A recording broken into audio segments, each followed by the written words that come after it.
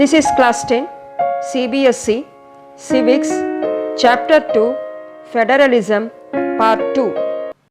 In previous video we learned about what is federalism, then two system of government, that is federal form of government and unitary form of government definitions, then key features of federalism, then two kinds of roots of federations, that is two forms of federation, that is coming together federations and holding together federations. Now in this video we are going to learn about that what makes India a federal country. We have earlier seen how small countries like Belgium and Sri Lanka face so many problems of managing diversity. In that previous lesson, power sharing. What about a vast country like India with so many languages, religions and regions diversity? What are the power sharing arrangements in our country? That only we are going to see here. Let us begin with the constitution. India had emerged as an independent nation after a painful and bloody partition. Soon after independence, several princely states became a part of the country. So, the constitution declared India as a union of states. So, India is mentioned, declared in our constitution of India as union of states. Although it did not use the word federation, that means in that constitution, those who framed that, they did not use the word federation, but the Indian Union is based on the principles of federalism. But we are following the key features of federalism. Let us go back to the 7 features of federalism mentioned above. We compared with our country. Then only we come to know that so Indian Union of States is based on the principles of federalism.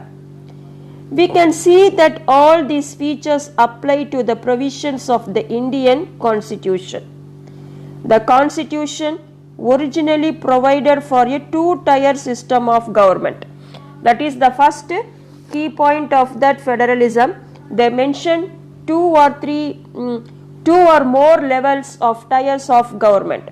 So it's applicable to India also.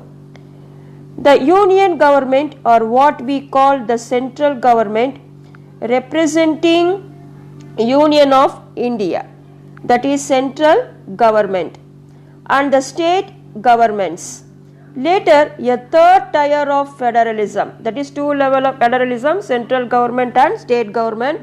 Later it's added one more, that is 3rd tier of federalism was added in the form of panchayat and municipalities, that is local self-government, that is divided into 2. One is panchayat in the village level and municipalities in towns and cities level. As in any federation, these different tiers enjoy separate jurisdiction. Yes, in that key features of second point, they mentioned that the jurisdiction of the respective levels of government are specified in the constitution. Yes, in our Indian constitution also specified in our constitution we have separate jurisdiction of that each level. The constitution clearly provided a 3-fold distribution of legislative powers. This is important. This is a type of power sharing between the union government and the state governments. This is important. Between that legislative powers is divided between that union governments and state governments. Thus it contains 3 lists. So the 3-fold distribution is divided, that is the 3 lists. One is union list, second one state list, and third one is concurrent list. First one, union list, includes subjects of national importance such as defense, that is military of the country, foreign affairs, banking, communications, currency, Apart from that, atomic energy, national resources, railways, postal and telegraph, citizenship, insurance, national highways, census, institutions of higher education like universities. All these comes under the union list. Almost 97 subjects comes under the union list. They are included in this list because we need a uniform policy throughout the country on these matters throughout the country. The union government alone can make laws relating to these subjects, that is 97 subjects mentioned in the union list. Next one, state list. It contains subjects of state and local importance of that particular state, such as police, trade, commerce, agriculture, irrigation, then prisons, public health, sanitation, hospitals, pilgrimages of that particular state, libraries, animal husbandry, water supply, then state roads, fisheries, etc. In state list, almost 66 subjects are there.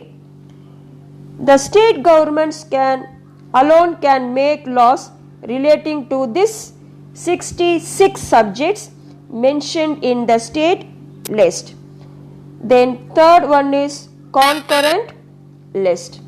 Includes subjects of common interest to both the union government as well as the state governments, such as education, forest, trade unions, marriage, adoption, succession. Almost 47 subjects comes under the concurrent list. Under this concurrent list, both the union, that is central government, as well as the state governments can make laws on the subjects mentioned in this list. If their laws conflict with each other, if the laws of central government and state government, if any conflict happened, means the law made by the union, that is central government, will prevail. What about subjects that do not fall in any of the three lists, or subjects like computer software? Why we mention computer software here means that came up after the constitution was made. According to our constitution, the union government has the power to legislate on these residuary subjects. So computer software comes under the residuary subject because this one came to India after the constitution was made. That's what this residuary subjects has the power of union government. We noted about that most federations that are formed by holding together. So India's root of federation is holding together federation, because holding together federation, the division of power is not equal to that subunits. There is different is there.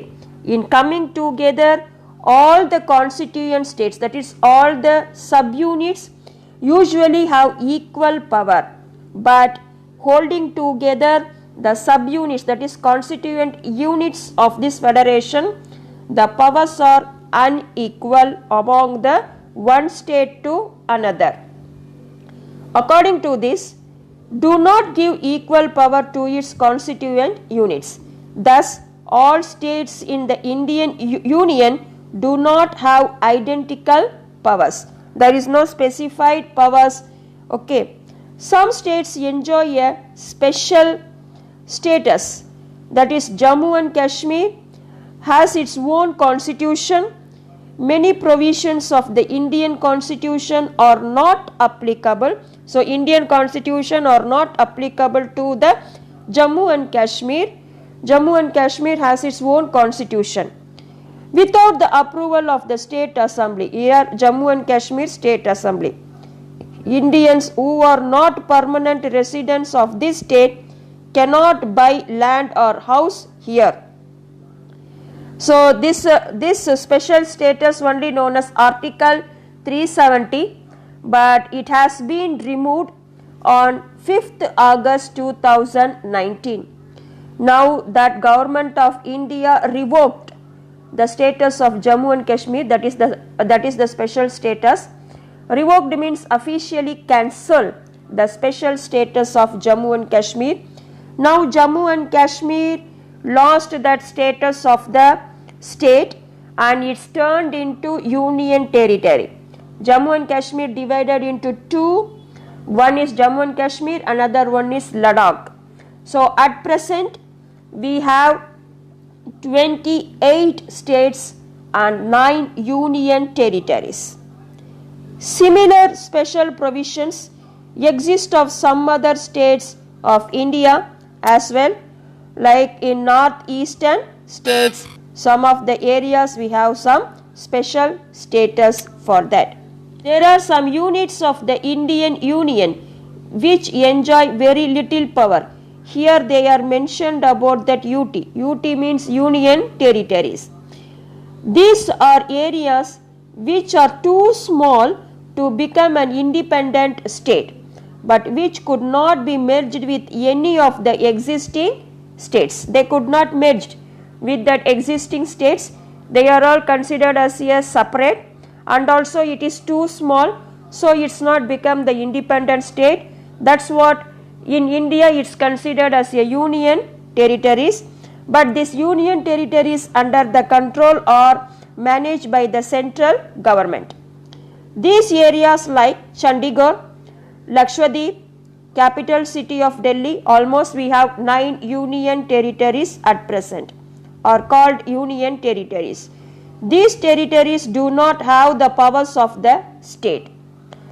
The central government has the special powers in running these areas. So these areas under the control of that central government.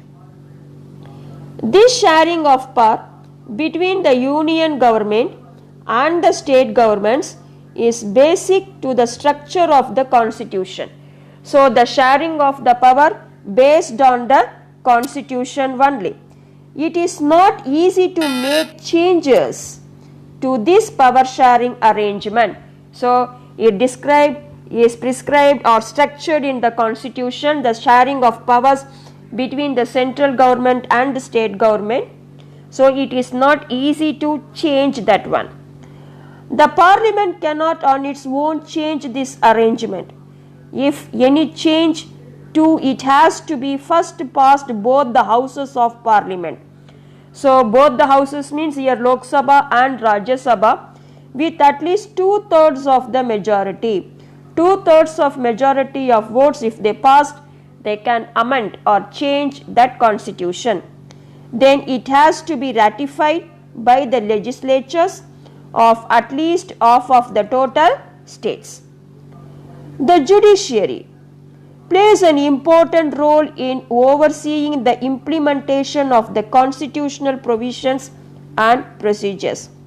So judiciary plays an important role of the implementation of the constitutional provisions. In case of any dispute, any conflict happened, any issues about the division of powers between the central government or state government, the high courts and the Supreme Court make a decision. The union and the state governments have the power to raise resources by levying taxes, by getting the taxes in order to carry on the government, to run the government, and the responsibilities assigned to each of them. In next video, we learn about that how is federalism practiced in India. Until, thank you.